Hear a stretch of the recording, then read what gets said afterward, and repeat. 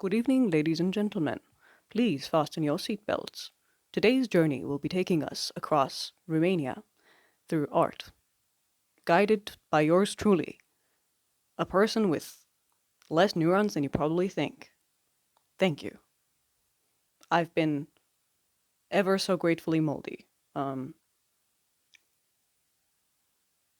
Nice to see you back. I'm not dead.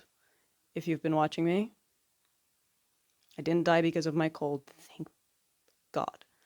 Okay, bullshit aside, I actually got this recommendation a while ago. And I got really excited because I was like, wow, this is one thing I did not think people would be interested in, first off. Second off, I was actually scared and intimidated because I realized just how little I've interacted with Romanian literature in the past 4 years, especially with modern Romanian literature. I don't think I have any recommendations that go into that. So, yeah, and I'll be very honest with you, a lot of the recommendations that I'm making right now are more or less basic readings and mandatory readings for school and high school specifically for our baccalaureate exams. I studied philology in high school. So yeah, and some of them aren't. I don't just have books, I also have movies, quite a bit of them. So stay tuned for that. And I only have one musical artist recommendation that I can really say I love because I feel like a lot of Romanian music can go into commercial. Sue me if you must. And I think that that's it. I'm gonna try to keep it short. And full disclosure, I read most of these. No, I read all of them in Romanian. I'm not entirely sure every single one of them has a translation, but I'm gonna tell you my Romanian art recommendations. I don't know what that was. The fuck? People do it this way today. Get on it. I get scared by my washing machine. I'm gonna get into the books. I have, okay, the stack that you see over here that I'm hovering my hand over. That one is, I've read thoroughly, maybe a couple of times even. And then I have books that, over there, you can barely see, but I have some books that I would like to read, but I'm still putting in there just so you have an idea of what I'm looking for right now. Because again, realizing that I haven't really read in Romanian in a long time, I was like, okay, I want to get on it, and most of them are history stuff. I'm gonna start with a guy that seems to love writing about wives getting killed. I'm gonna start with a book that I don't have a physical copy of, and that is Ion, which is quite literally just John. Uh, and it's written by Liviu Rebreanu, the same as another book that I will mention. Basically, the plot of Yon is about this poor peasant guy that wants to gain land and property, and he finds the means to do that through a girl that has that, and he tries to get her pregnant and get married so that way he can have some land.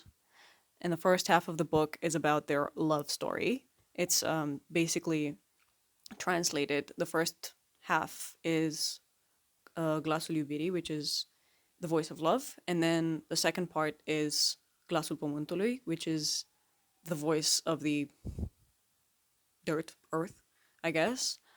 But basically, the book delves into his obsession with getting land and all of that, and the means that he goes through and getting the girl pregnant, and then he's very cruel throughout the marriage, obviously, and his obsession only grows, and she finds somebody else, and he kills a bunch of people, and then he also dies in his own insanity of trying to get stuff.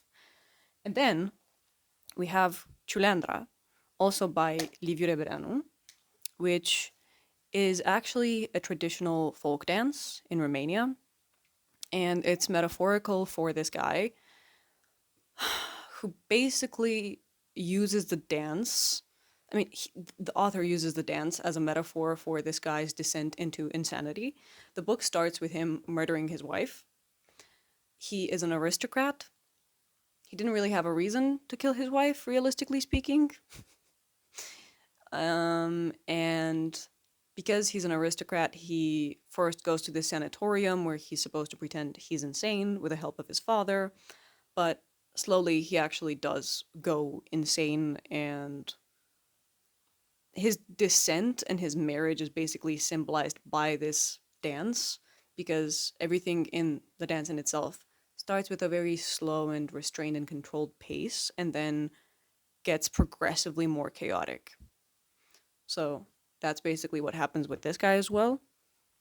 And he does escape justice to some degree, but he does go mad. And this one also kind of has that element of critique over a certain um, category of society, of the bourgeoisie and aristocracy in general.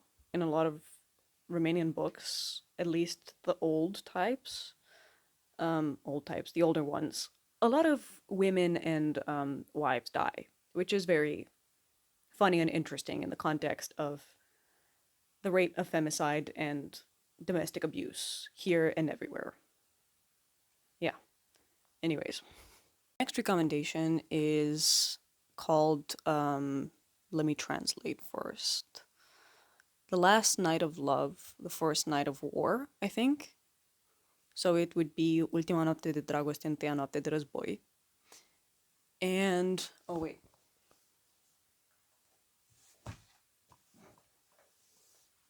I actually have it. The author is Camil Petrescu. I'm holding it upside down, of course. No.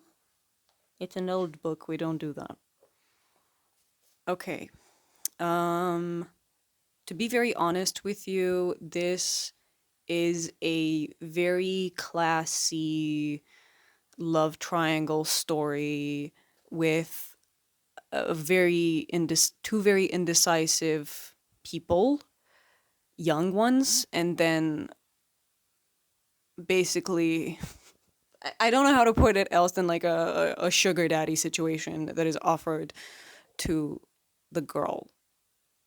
And because of the entire book is basically just them going back and forth, the girl and the guy, on what's going on between the two of them, and concentrating on studies and doing all of that, and this guy coming in and basically sweeping the girl because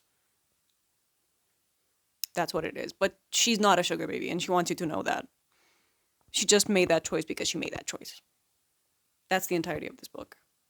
But it is very nice. And then the guy goes to war. One to another love story.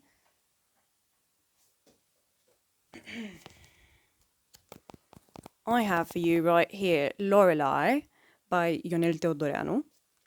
Again, Romanian love stories are probably the only ones I can actually stomach, but they're very idealistic. And this one is nothing short of idealistic because it's about a young couple's first love, two very sensitive, pure, artistic people, and at least from the way that I remember it, just like shy and dreamy and whatnot.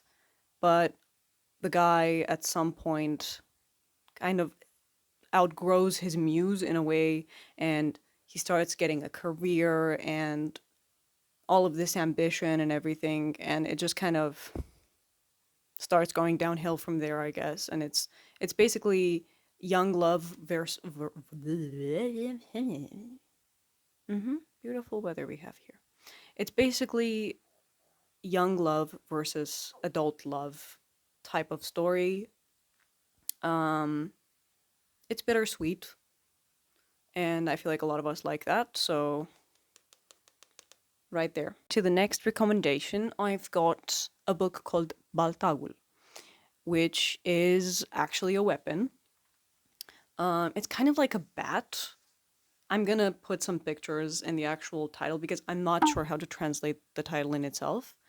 But this is basically um, an exploration of grief. This woman finds out her husband died on the way to I'm not sure. No, it's not that I'm not sure. Hold a second. I know what I'm trying to say, but it's not coming out. He's supposed to go with a sheep in a specific place and sell them, if I'm not mistaken. Anyways, he takes care of sheep. He's a shepherd. And he goes away and he doesn't return. She hears he's dead.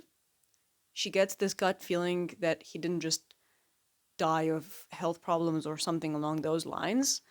And it gets slightly, not slightly, a lot mystical actually.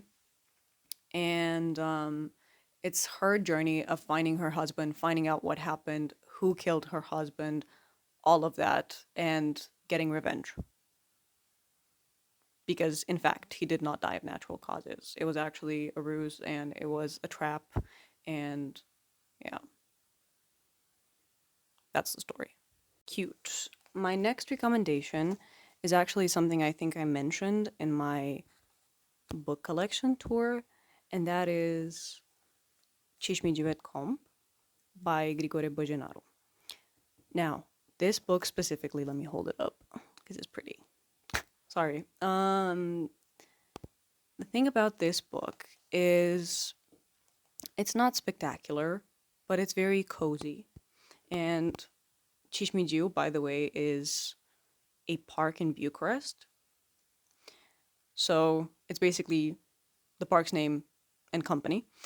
Anyways, the story in itself is very wholesome, is very memorable in its nostalgia and simplicity, because it's literally just the story of a pre-war high schooler living in Bucharest, I don't know, being at school, what happens in his daily life, little school exercises. It's nothing crazy, but it's so comforting and so hazy, and it's just painted with pastel colors in my brain in ways that I can't possibly explain. It's such a comfort read, as opposed to the others that can definitely delve into the deeper, darker side, which is very much approached in Romanian culture. Duh.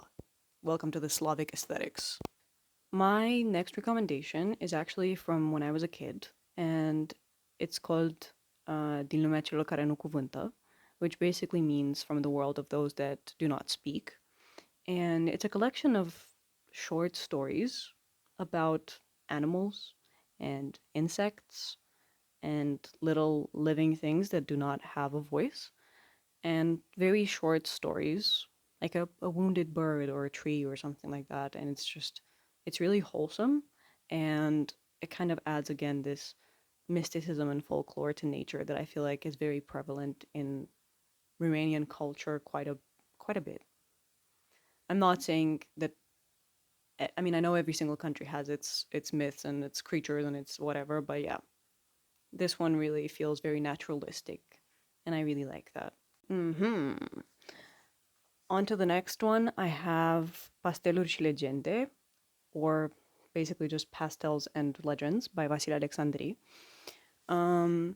This is to me kind of like a book of paintings, because on one side you have these very lyrical and pittoresque poems that talk about nature, and also folk tales and legends. And once again, it just brings this lovely whimsy and warmth and aliveness to nature, which I really used to love as themes as a kid, because I felt really drawn to nature, just like a lot of kids. And yeah, it was really, really nice and calm and tranquil, I will say, out of everything. Yeah. And since obviously we started to go into the poetry route, oh, you can see the writing. Oh, wait, I was holding it poorly. This is a favorite writer of poetry of mine from Romania, and his name is Tudor Arghezi. It's not his real name, it's his pen name. And I don't think it's this specific book that I'm holding right now, but he wrote this collection of poems that he titled, wait, Flore de Mucigai. It would be Flowers of Mold, or yeah, no, Flowers of Mold, that is inspired by Baudelaire's, which is this guy, Le Fleur de Mal. And it basically delves into this concept of the aesthetics of the ugly, I guess it would be called, where it's basically transforming the somber and the dark and the disgusting, the mold, the peat, the whatever you want it to be, into something beautiful. And I really resonate with that aesthetic in my own writing, if that makes sense. And it's really beautiful. He has this poem that's called Testament that is not, it's obviously a testament of the author, but really it's a testament to the entire country and culture and everything. And it's just small things like that that you would say are not necessarily pleasant, but put in the right way. I think they can be very beautiful, like how he uses scars and I don't know, pimples and shit like that to just convey the most beautiful and disgusting images sometimes. His use of that is masterful, and I love it. To my grandfather's favorite poet, and that is George Bakovia. Um, he's got this beautiful collection of very depressive and austere poetry writings called, as a whole, Lead. But he also has a poem that we had to learn for the baccalaureate exam. His entire thing is just being tremendously, deeply lonely and cold and morbid and whatever you like under the sun. He is the definition of falling in love with death. He's just the guy that writes about being cold and lonely in a fucking, I don't know, in a tomb, I think it was, or something. And he talks about no, not silver, Jesus, lead wings, and everything is made of lead, and everything is gray, and everything is cold, and everything is, even flowers are made of this cold metal. Everything is just lifeless with him.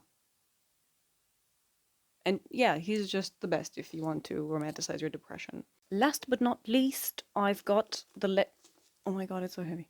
I've got The Legends of Olympus by Alexandru Mitru, which is exactly what it sounds like. It's The Legends of Olympus. It's a whole ass book of legends, and it looks so crumbly and beautiful, and it was my grandmother's. She signed it. I have her signature from 1965 in this, and if it doesn't fall apart in the next 5 minutes, I will be very grateful. But it's really lovely for those that love mythology. And over here, I have an entire set that is very heavy of books that I want to read. We have an art history book, a history book that I haven't finished by this historian called he's a history writer. I'm not entirely sure he's a historian. His name is Nagu Juvara, was.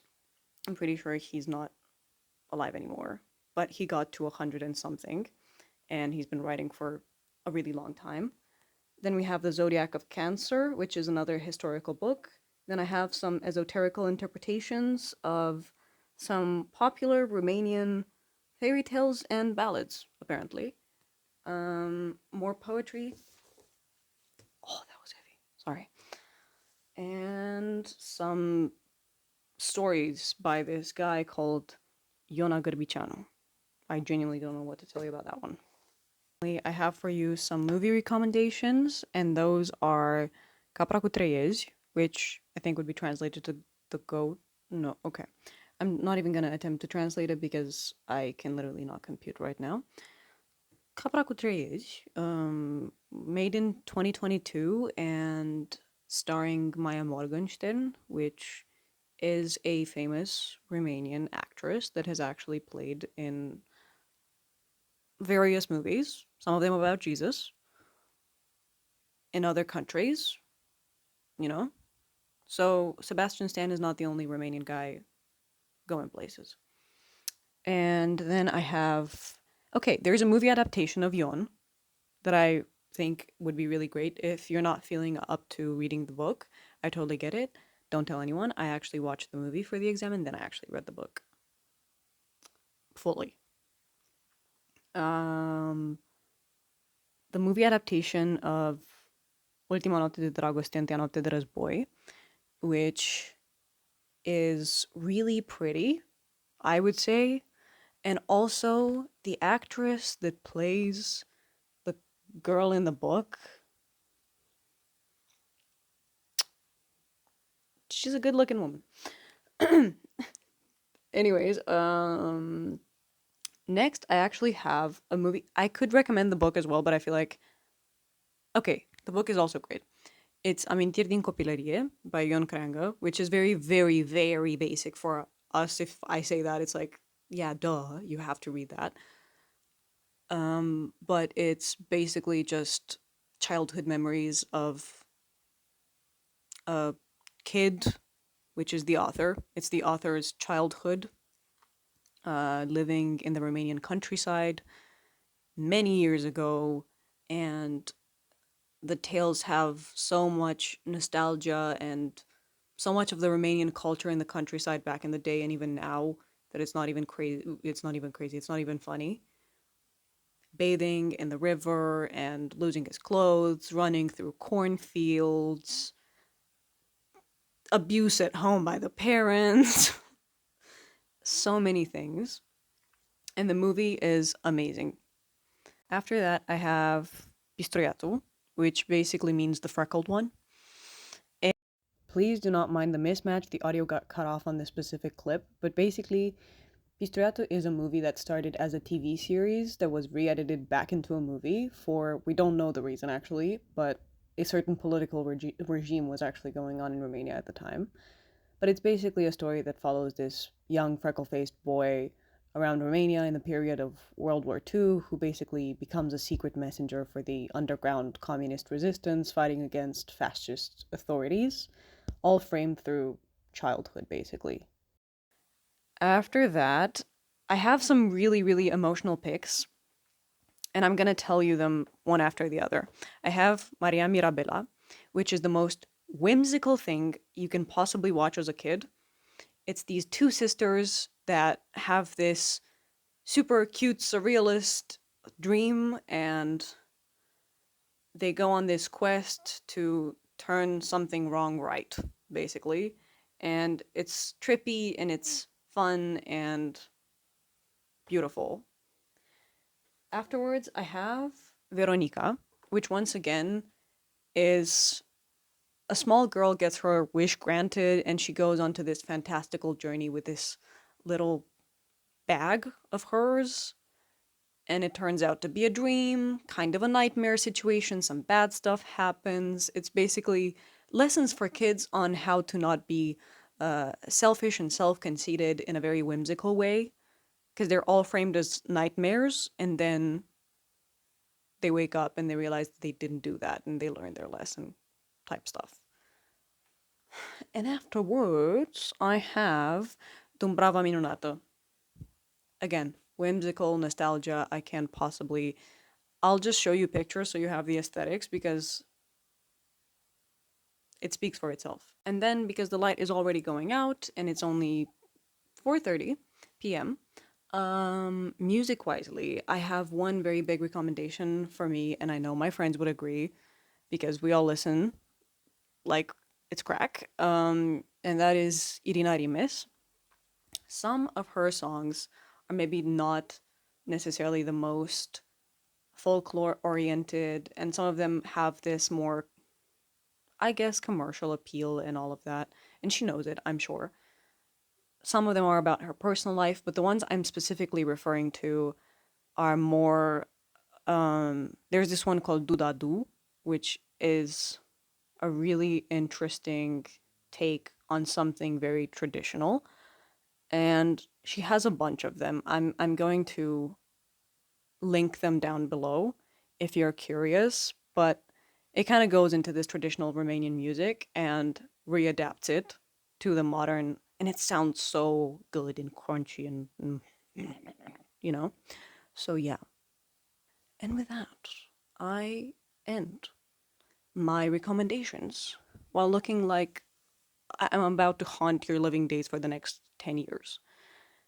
Um, Thank you so much for watching this video. Thank you so much to the person that made this suggestion because it was the best shit ever. And yeah, kisses. Hope you're doing well. And cannot wait to see you in the next one.